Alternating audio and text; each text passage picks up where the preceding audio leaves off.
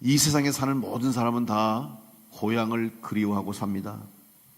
고향을 생각하면 마음이 푸근해집니다. 이제 설 명절이 다가오고 있습니다. 명절 때만 되면 사람들은 고향을 찾아갑니다. 고향 가면 그리운 친구, 사랑하는 사람, 가족들이 있습니다. 그래서 고향 가는 것을 기뻐하고 즐겨하죠. 무엇보다도 고향은 우리의 삶이 시작된 곳입니다. 내 생명이 태어나고 시작된 곳이기 때문에 우리는 고향을 생각할 때마다 우리의 삶의 의미도 생각하고 또 내 지나온 삶과 또 앞으로의 삶을 생각하게 되죠. 그래서 사람들은 고향에 갈 수 없는, 또 고향에 가지 못하더라도 항상 고향을 떠오르면 여러 가지 생각을 하게 됩니다. 위로받기도 하고 고향 생각하면서 때로는 용기를 얻기도 하고 소망을 얻기도 합니다. 우리나라 국민 동요 중에 하나인 고향의 봄, 여러분 다 아시죠? 이 고향의 봄이라고 하는 동요는 어른이나 어린아이나 다 함께 부르는 그런 동요로, 특별히 이 동요를 부를 때마다 사람들은 고향에 대한 그리움을 떠올립니다. 나의 살던 고향은 꽃피는 산골, 복숭아꽃, 살구꽃, 아기 진달래, 울긋불긋 꽃 대궐 차린 동네, 그 속에서 놀던 때가 그립습니다. 사실 이 동실신 쓴 이원수 씨라고 하는 분은 이거 10대 때 쓴 거예요. 10대 때 초등학교 한 5, 6학년 정도 그때 쓴 시인데, 이것이 이제 1926년, 27년에 그 방종환 씨가 쓴 그 책에, 잡지에, 문학지에 발표가 되면서 훗날 몇 년 후에 홍남파 씨에 의해서 작곡이 된 그 동요죠. 근데 이 노래는 말이죠, 여러분도 이 노래 부르시면 참 옛날 생각나고 어릴 적 생각나고 고향 생각나지 않습니까? 그래도 그냥 한국에 사시고 고향에 사시는 분들은 그 감동이 좀 덜할 수 있는데요, 특별히 고향을 떠나서 멀리 외국에서 고국을 떠나서 고생하며 살아가시는 분들은 이 노래만 부르면 그렇게 울더라고요. 제가 미국에서 이민 목회할 때 우리 한인교회에서 이 노래를 부를 때가 몇 번 있어요.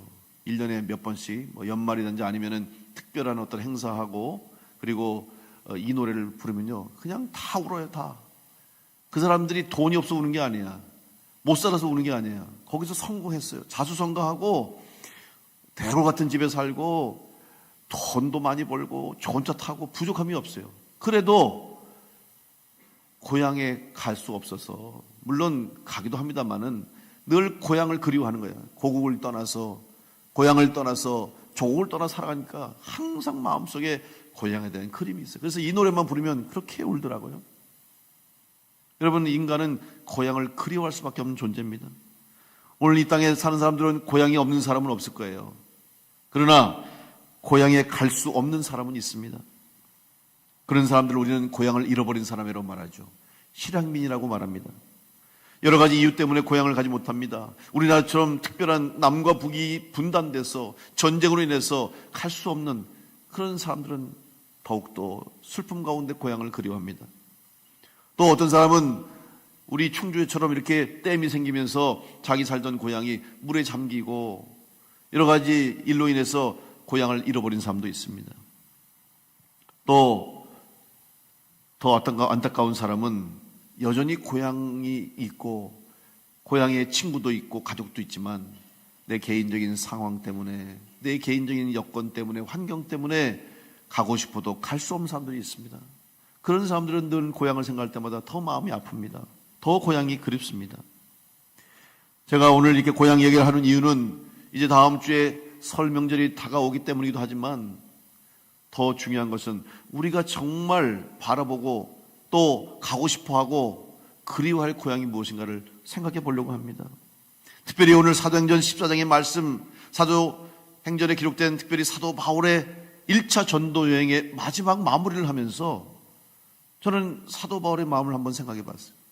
그리고 사도 바울이 이 전도 여행을 마무리하면서 다시 출발했던, 파송받고 시작했던 안디옥으로 돌아가는 이 과정 속에서 사도 바울에게 바로 고향을 생각하는 마음이 있었겠구나 하는 사실을 오늘 보게 됐습니다. 사도행전 이제 14장을 마무리하고 15장부터 시작되는 복음의 내용은 전혀 다른 내용입니다. 그동안은 초대교회 지도자로 베드로 사도 중심으로 지금까지 초대교회의 역사와 또한 복음이 전파됐다면 15장 이후부터는 베드로의 이름은 이제 점점 사라지게 되고 사도 바울의 이름이 중심이 돼서 사도 바울의 중심으로 복음을 전하게 됩니다. 지금까지는 예루살렘 교회를 중심으로 유대인을 중심으로 예루살렘 교회를 중심으로 한 초대교회 역사와 복음 전파 역사가 기록됐다면 사도행전 15장 이후부터는 이제는 예루살렘 중심이 아닌 이방 땅에 세워진 안디옥 교회를 중심으로 하는 이방 땅을 향한 복음 전파, 세계 열방을 향한 복음 전도의 역사를 기록하고 있습니다. 뿐만 아니라 이제 지중해 연안의 여러 도시를 배경으로 한 복음의 역사가 기록될 것입니다. 큰 변화와 전환이 이루어지게 된 것이죠. 예루살렘 교회에서 직접 예수님으로부터 부름받은 제자들을 중심한 교회가 이제는 이방 땅 안디옥에서 이방인들 그들이 만나기를 꺼려하고 구원이 없다고 생각하고 부정하다고 생각한 그 땅과 그 나라의 사람들이 오히려 구원받고 성령받고 주님이 원하시는 교회의 모습을 세워가는 이 역사, 특별히 제일 처음 그리스도인이라고 하는 호칭을 받은 곳이 바로 예루살렘 교회가 아니라 안디옥 교회였습니다. 이방에 세워진 교회, 이방 땅에 세워진 이방 민족들이 구원받은 그 교회를 통해서 그리스도인이라고 하는 호칭을 받게 되면서부터 진정한 교회의 모습이 무엇인가, 진정한 교회가 어떤가, 진정한 그리스도인이 어떤가를 우리에게 증거하고 있는 것입니다. 이러한 변화를 이루기 위해서는 사실 갈등도 있었습니다. 교회에는 갈등이 있어요. 초대교회라고 여러분 갈등이 없는 거 아닙니다. 우리가 보통 초대교회를 돌아가자, 초대교회 신앙을 본받자, 초대교회가 교회의 모범이요 표준이 된다고 얘기하지만 초대교회 안에도 갈등은 있었어요. 그런데 여러분 오히려 그 갈등은 더 나은 발전을 위해서 또 더 좋은 모습으로 나가기 위한 과정이었다는 사실이죠. 갈등이 있다고 하는 것은 살아있다는 것이고 갈등이 있다는 것은 열심히 활동한다는 증거이기도 한 거예요. 아무 갈등이 없고 아무런 변화도 없고 아무 문제도 없다면 굳어 있을 수 있어요. 죽어 있을 수도 있어요. 갈등이 있다고 하는 것 자체가 살아있음을 증명하는 것입니다. 이제 초대교회는 빠른 속도로 부흥하고 성장하고 있기 때문에 여러 가지 갈등들이 생겨날 수밖에 없었습니다. 그런데 그때마다 이 갈등들을 은혜 가운데 잘 해결하고 있어요. 특별히 사도 바울은 갈등이 생긴 교회와 문제와 분열이 있는 곳을 찾아가면서 그리스도의 복음으로 문제를 해결하고 갈등을 해결했음을 볼 수가 있습니다. 결국 이 갈등을 해결하기 위해서는 누가 필요하냐? 바로 지도자들이 필요한 거예요. 교회의 지도자들이 잘 갈등을 관리하고 성도들 간에 문제가 생기고 교회 안에 문제가 생길 때에 영적 지도력을 가지고 특별히 말씀을 가지고 주님의 가르침을 가지고 복음을 통해서 그 모든 갈등과 문제들을 해결해낼 수 있는 거예요. 누가 지도자가 되는 것이 중요한 거 아니겠습니까? 바로 오늘 이 시대도 마찬가지고 이 사회도 마찬가지고 어느 조직이든 어느 공동체든 어느 나라든 지도자가 누구냐에 따라서 방향이 결정되는 것이고 지도자의 판단과 결정이 중요한 영향을 미치고 있는 것입니다. 오늘 우리는 다시 한번 하나님께서 세우신 이 교회, 우리 주님의 교회가, 우리 교회가 앞으로 이 땅 가운데서 주님의 뜻에 따른, 하나님의 뜻에 따른 온전한 교회로서 사명을 감당할 수 있도록 우리 교회의 좋은 일꾼들을, 영적 지도자들을, 평신도 지도자를 잘 길러내야 될 줄로 믿습니다. 사람을 길러내는 것이 교회의 할 일입니다. 저는 그래서 오늘 이제 사도행전 15장 강해를 시작하려고 준비하기 전에 14장의 마지막 부분을 읽다가 제가 오늘 한 번 더 사도 바울의 신앙과 그의 영적인 모습을 보면서 사도 바울이 초대교회의 영적 지도자로서 이렇게 큰 역할을 감당할 수 있었고 특별히 이방 땅에 복음을 전하며 이 이방을 향해서 복음을 전한 걸로 말미암아 오늘 전 세계에 복음이 전해지고 오늘 우리 교회 대한민국 여기까지 교회가 세울 수 있었던 것은 바로 사도 바울의 온전한 신앙과 믿음으로부터 기인됐다는 것을 깨닫게 되면서 다시 한번 사도 바울의 신앙과 그의 믿음을 생각해 보려고 합니다. 이제 사도행전 14장에 보면은 사도 바울은 1차 전도 여행을 마무리하면서 다시 출발했던 곳인 안디옥으로 돌아가게 됐습니다. 그런데 돌아가는 길을 결정해야 했습니다. 지난주에 말씀드린 대로 사도 바울은 돌아가는 방향을 결정할 때 쉽고 빠르게 갈 수 있는 동쪽의 길을 선택하지 않고 지금까지 걸어왔던 길을 거슬러 되짚어 가면서 거꾸로 오랜 시간을 거쳐서 안디옥을 가기로 결정했어요.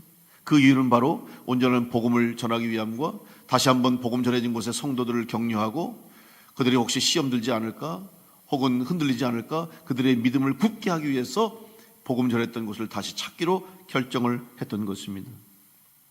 그런데 그 결정은 어려운 결정이었습니다.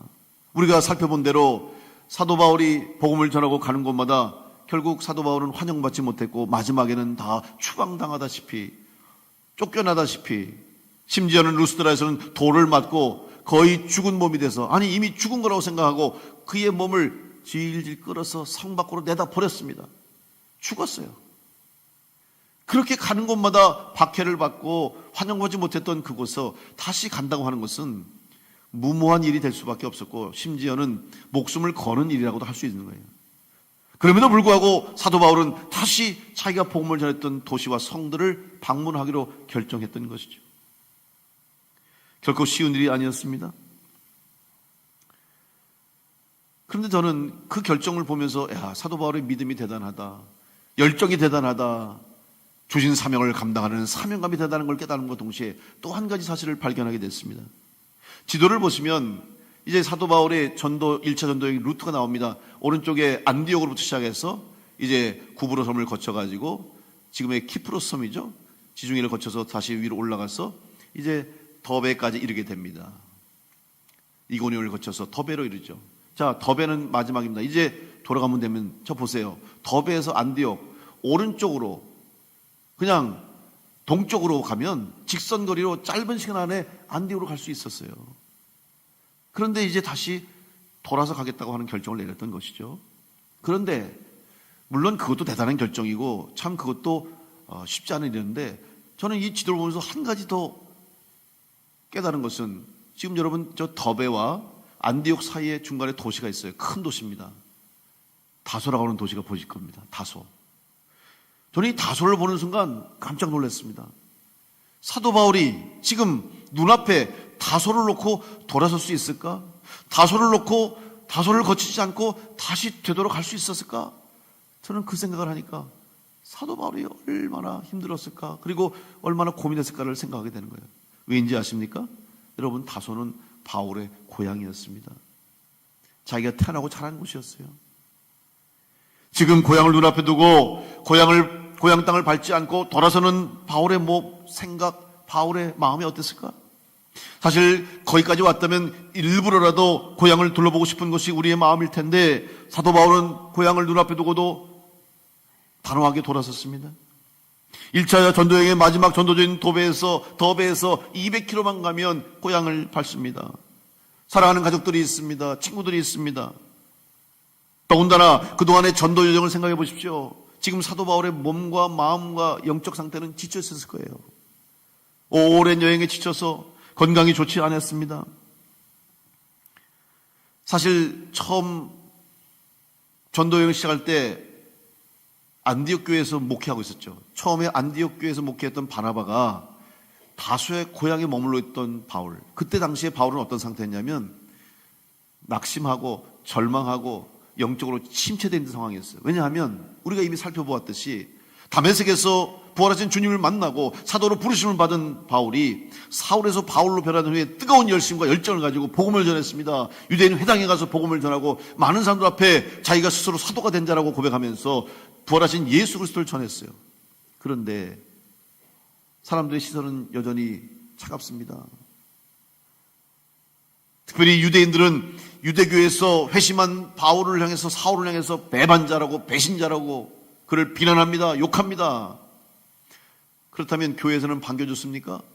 교회에서 성도들은 스스로 회심했다고 했지만 부활하신 주님을 만났다고 고백은 하지만 여전히 바울에 대한 사울에 대한 의심의 눈초리를 바라봐요. 왜냐하면 그가 얼마나 극렬한 유대인이었기 때문에 교회를 핍박하고 박해하고 성도들을 잡아 죽게 했던 앞장서는 인물이었기 때문에 바울을 믿기가 어려웠던 거죠. 그러니 유대교회에서도 배신자로 몰렸죠. 교회에서도 인정받지 못했죠. 얼마나 힘들었겠습니까?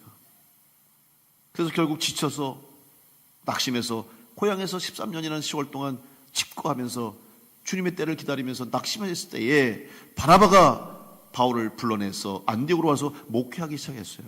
그게 1년이 됐을 때예요. 그때 교회에서 이제 복음을 전하기 위해서 주의 말씀에 성령의 감동감을 받고 성령의 인도하심을 따라서 이방 민족을 향해서 세계 열방을 향해서 복음을 전하기 위해서 바나바와 바울 일행을 파송하게 되죠. 전도 여행을 출발하게 된 거예요. 그리고 나서 오늘 안디옥을 거쳐서 더베까지 약 1년이라고 하는 시간 동안 전도 여행을 하고 지금 2년 동안 고향을 떠나서 고생하고 죽을 고생하고 고난당하고 핍박당하고 몸과 마음 지쳐있는 그런 상태였어요. 그렇다면 이때야말로 고향을 생각하면 얼마나 가고 싶겠어요. 이제 고향 가서 그동안 고생한 거, 그동안 사실 여러분, 사도 바울은 여행 시작하자마자 병을 앓았습니다. 여러분, 제일 처음 초반기에 버가에 도착하자마자 풍토병이 걸렸어요. 그러니 타지에 가서 낯선 곳에 가서 병이 걸리면 얼마나 힘듭니까? 그런데 타우루스라고는 큰 산맥을 넘는 길을 택했어요. 그러니 지쳐있는 데다가 병이 들었죠. 그리고 가는 곳마다 사람들이 사도 바울을 쫓아냈으니까 몸도 마음도 얼마나 불편했겠습니까? 심지어는 돌에 맞아 죽게 됐어요. 지금 만신창이가 됐어요. 이런 상황이라면 고향에 가서 지친 몸과 마음과 심령을 회복하고 위로받고 다시 힘을 얻어서 돌아와도 누가 뭐라 할 수는 없고 오히려 그것이 옳은 방법 아닐까요? 그것이 맞는 방법일지 모르겠어요. 가장 합리적인 일일 거예요. 그러나 사도 바울은 눈앞에 있는 고향 다소를 눈앞에 두고 돌아섭니다. 왜냐하면 고향이 먼저, 육신의 고향이 먼저가 아니라 하나님께서 주신 사명, 그리고 하나님이 주신 복음 전하는 일, 교회를 세우는 일이 우선이고 나의 고향은 이제 이 땅의 고향이 전부, 또 이 땅의 고향이 진정한 고향이 아니라 나에게는 영원한 본향, 하나님이 주신 천국의 본향임을 믿었기 때문에 사도 바울은 다소 앞에서 발길을 돌이키고 다시 복음 전했던 곳을 찾아서 떠날 수밖에 없었던 것이죠. 오늘 여러분의 고향은 어디입니까? 여러분의 본향은 어디입니까? 우리는 탕자의 비유를 잘 알고 있습니다. 누가복음 15장 17절 20절 말씀에 탕자가 이렇게 말합니다. 이에 스스로 돌이켜 이르되 내 아버지에게는 양식이 풍족한 품꾼이 얼마나 많은가. 나는 여기서 주려 죽는구나. 내가 일어나 아버지께 가서 이르기를 아버지, 내가 하늘과 아버지께 죄를 지었사오니 지금부터는 아버지의 아들이라 일컬음을 감당하지 못하겠나이다. 나를 품꾼의 하나로 보소서 하리라 하고 이에 일어나서 아버지께로 돌아가니라. 아직도 거리가 먼데 아버지가 그를 보고 측은히 여겨 달려가 목을 안고 입을 맞추니. 탕자가 지금 집으로 돌아가는 장면입니다. 이 탕자는 아버지의 뜻이 아닌 자기 생각, 자기 뜻대로 아버지에게 자기의 물려줄 유산을 달라고, 분깃을 달라고 해서 그 돈 가지고 멀리 해외로 가서 자기 마음대로 호랑방탕하게 돈 다 쓰고 빈털터리 신세가 돼서 이제는 남의 집에 종살이 하면서 돼지 우리에서 지내면서 돼지가 먹는 쥐염열매 먹으면서 처량한 신세가 됐어요. 그렇게 되니까 생각한 게 뭐예요? 고향이 떠오르는 거예요. 그러면서 이제 생각하는 것이 차라리 내가 여기서 이렇게 사느니 집에 고향으로 돌아가서 아버지 품에 안겨서 아버지 집에 그냥 종이로라도 살면 여기보다 낫지 않겠느냐. 마지막 돌아갈 곳이 고향밖에 없었어요. 그래서 불안한 마음으로 걱정과 염려를 가지고 아버지가 받아주실까? 아버지가 나를 받아들여 줄까? 그런 마음을 가지고 터덜터덜 걸어가는데 이제 마을이 나옵니다. 고향 마을이 눈앞에 보이는데 웬일입니까? 아니 글쎄 아버지가 저 마을 입구에서부터 자기를 보고 기다리고 있다가 보자마자 달려와서 끌어안고 울고 기뻐하면서 집으로 들어와서 씻기고 새 옷을 입히고 가락지를 끼우고 다시 아들로 받아들여졌어요.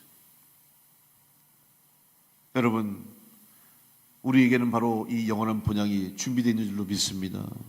비록 세상에서는 돌아갈 고향이 없고 환영받지 못하고 알아주지 못한다 할지라도 오늘 우리가 돌아갈 영원한 본향 천국이 있음을 믿으시고 이 땅에서 지친 몸과 마음과 여러분 심령이 있다면 하나님께로 나아가고 하나님을 향해서 나아갈 수 있는 여러분 될 수 있기를 간절히 축복합니다. 하나님은 한 번도 우리를 외면하고 버리신 적이 없습니다. 하나님은 절대 여러분을 포기하신 적이 없습니다.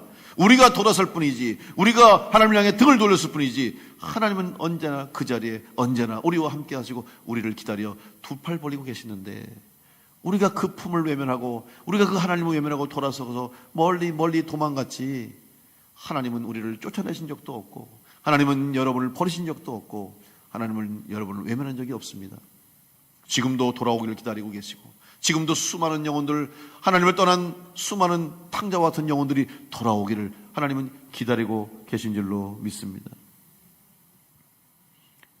히브리서 11장에 보면 믿음의 사람들의 이야기가 나오죠. 이 믿음의 사람들의 이야기를 이렇게 결론을 짓습니다. 히브리서 11장 13절로 16절 말씀 보면, 이 사람들은 다 믿음을 따라 죽었으며 약속을 받지 못하였으되 그것들을 멀리서 보고 환영하며 또 땅에서는 외국인과 나그네임을 증언하였으니 그들이 이같이 말하는 것은 자기들이 본향 찾는 자임을 나타냄이라. 그들이 나온 바 본향을 생각하였더라면 돌아갈 기회가 있었으려니와 그들이 이제는 더 나은 본향을 사모하니 곧 하늘에 있는 것이라. 이러므로 하나님이 그들의 하나님이라 일컬음 받으심을 부끄러워하지 아니하시고 그들을 위하여 한 성을 예비하셨느니라. 사랑하는 성도 여러분, 오늘 우리가 마지막 향할 본향은 천국인 줄로 믿으시기 바랍니다. 그 천국 향해, 본향을 향해 나아갈 때 언젠간 그곳에서 다시 사랑하는 성도들, 사랑하는 믿음의 형제자매들을 만나고 주님 만나고 하나님 만나게 될 줄로 믿습니다. 우리는 그날을 기다리며 이 땅에서 믿음의 길, 순례자의 길을 걸어가야 될 줄로 믿어요. 사도 바울에게 이 믿음이 있었어요. 저는 지난주에 참 목사로서 목회하면서 참 행복한 한 주였어요. 목사가 뭐가 행복하겠습니까? 제가 로또가 맞아서 행복하겠습니까? 제가 전화를 받았어요. 한정희 권사님한테 전화가 왔어요. 여러분, 한정희 권사님 아들이 둘이 있습니다. 근데 둘 다 우리 교회에서 잘 자라서 의사가 됐어요. 큰아들은 성형외과 의사, 둘째는 정형외과 의사. 근데 둘째 아들 우리 임성민 집사님이 정형외과 의사인데 병원이 참 잘 운영되고 있어서 감사해요. 근데 이제 교회에 출석하는데 제가 그 교회를 잘 알아요. 우리 감리교회인데 그 교회가 문제가 좀 있어요. 그래서 수년 동안 참 지금 어려움을 겪고 있어요. 교회가 분열되고 갈라져서 참 어려움을 겪고 있어서 안타까워요 지금. 근데 그 교회 다니다 보니까 그렇게 교회 상황이 어려우니까 사실 정상적인 신앙생활을 하기 어렵잖아요. 그래서 이제 본인의 신앙을 위해서 또 새로운 교회를 결정하고 다시 신앙생활 하려고 시작하던 중에 우리 임 집사님이 그동안 11조를 계속 모았던 것 같아요. 교회가 그러니까 교회에 온전하게 헌금 생활도 할 수 없고 예배 생활도 못하고 그러다 보니까 11조를 잘 모아둔 것 같아요. 그래서 이 모아둔 11조를 어떻게 할까, 새로운 교회 가서 드릴까 그러다가 마음속에 그래도 내가 우리 고향 교회에서, 우리 충주 남부 교회에서 자랐고 거기서 내가 은혜 받고 거기서 내가 열심히 공부하고 신앙생활 잘했어, 이렇게 하나님이 오늘 여기까지 오게 하셨으니 내가 이 기회에 우리 고향 교회에다가 11조를 드려야 되겠다, 그렇게 해서 헌금을 드리겠다고 연락을 받았어요. 여러분, 얼마나 참 마음이 얼마나 감사한지 너무나 기뻤어요. 헌금한 게 기쁜 것도 기쁘지만 더 중요한 거는 그 믿음이 얼마나 귀한지 너무 감사한 거예요. 우리 교회 출신들이, 우리 교회 자라는 자녀들과 후배들이 어느 곳을 가든지 어느 곳에 있든지 믿음 생활 착하면 얼마나 기쁩니까? 특별히 목사로서는 너무 기쁜 일이잖아요. 생각해 보세요. 여러분, 교회가 그렇다고 한다면, 상황이 그렇다고 한다면 내가 일부러 드리지 않은 것도 아니고 그냥 모른 척 지나가면 그만이에요. 상황이 어쩔 수 없는데 뭐 11조 안 하면 누가 뭐라 그럽니까? 교회에서 온전히 지금 정상적인 신앙을 할 수가 없는데 그냥 지나가면 그만이죠. 그런데 한 번도 빠지지 않고 매달 꼬박 11조를 모아놓고 그걸 하나님 앞에 드리는 거예요. 또 고향교회를 생각하며 드리는 거예요. 얼마나 감사해요. 제가 어제 통화하면서 집사님한테 너무 고맙다고 그러고, 11조 헌금한 것보다 더 고마운 거는 집사님이 그런 믿음 가지고 우리 교회에서 신앙생활 잘해서 지금 어느 곳에 있든지 그 믿음 가지고 살아가는 게 너무 본이 되는 게 좋다고 집사님 하나님이 축복하실 거예요. 더 신앙생활 새로운 교회 가서 열심히 잘하시고 상처받지 마시고, 그 교회 제가 사정을 우리 감육이기 때문에 너무 잘한다고 제가 그렇게 통화를 했어요. 여러분, 오늘 우리가 믿음을 지킬 수 있는 것은 바로 우리에게 이 영원한 본향이 있기 때문인 줄 믿습니다. 세상의 모든 것, 세상 것 전부가 아니잖아요. 여러분, 제가 목사로서 받은 축복 중에 하나가 뭔지 아십니까? 제가 장례식을 집례할 수 있는 축복을 받았어요. 그럼 어떤 분은 아유, 목사님 장례식 하면 힘들고 불편하고 어렵잖아요. 물론 장례하다 보면 저도 마음이 아프고 장례식 하다 보면 힘들죠. 그런데 여러분, 장례식을 집례할 때마다 제가 받는 은혜가 있어요. 인생은 결국은 언젠가는 다 하나님 앞에 설 수밖에 없고, 내 인생도 하나님 앞에 설 때가 오는구나, 내 인생도 정리할 때가 오는구나, 내 삶도 죽음을 맞이할 수 있겠구나, 저는 그걸 늘 느끼면서 사는 거죠. 그리고 더 중요한 것은 한 사람의 인생이 평가받을 때 어떻게 평가받는가를 저는 봅니다. 여러분, 어떻게 평가받을 것 같아요? 그 사람이 돈을 많이 벌었다고 그 사람은 돈 보고 평가합니까? 그 사람에게 명예가 있다고, 권력이 있다고, 많은 업적을 쌓았다고? 물론 자기의 살아온 삶의 발자취와 흔적이 그 사람을 평가할 수 있지만, 사람들은 그 사람의 업적을 보고, 그 사람의 돈을 보고, 재물을 보고, 명예를 보고 그 사람의 인생을 평가하지 않습니다. 어떻게 살았는가를 보는 거예요. 어떤 사람인가를 보는 거지, 그 사람이 해놓은 일을 보지는 않아요. 그래서 어떤 사람은 정말 고생하고 힘들게 가난하게 어렵게 살다가 세상 떠난 그런 성도들의 죽음 앞에서도 성도들은 너무 존경해 하는 거예요. 그 사람의 죽음 앞에 다 고개를 숙이는 거예요. 왜? 그 사람은 너무나 귀하게 살았기 때문에, 값진 인생 살았기 때문에, 천국을 바라보는 사람 인생이었기 때문에 사람들이 그의 죽음 앞에 고개를 숙이고 그 사람의 인생을 가치 여기는 거예요. 어떤 사람은 세상에 남부러울 거 없이 사는 사람인데 그 사람의 삶을 평가하기를 사람들이 싫어해요. 말을 하지 않아요. 잘못 사는 거예요. 이 땅의 것으로 만족해하고 이 땅의 것이 전부인 줄 알고 살았기 때문에 그렇습니다. 여러분, 오늘 우리 인생이 이 땅에서 사는 것을 끝나는 인생이 아닙니다. 우리의 본향은 이 땅에 있지 않고 영원한 하나님 나라 천국에 있음을 믿고 그날 갈 때까지 이 세상 가운데서 정말 가치 있는 인생, 어떻게 사는 것이 가치 있는 삶인가, 무엇이 귀한 것인가를 생각하고 주님 우리에게 주신 새 생명, 우리에게 주신 영원한 복음, 또 천국 소망 가지고 이 땅 가운데서 나그네 인생을 살아갈 텐데, 그 나그네 인생, 방황하는 인생으로 끝나지 마시고, 헤매는 인생 되어서 끝나지 마시고, 길을 찾은 인생이 되어서 예수 그리스도께서 인도하신 그 생명길을 걸어감으로 영원한 본향을 향해서 나갈 수 있는 복된 성도들이 다 될 수 있기를 간절히 축원합니다.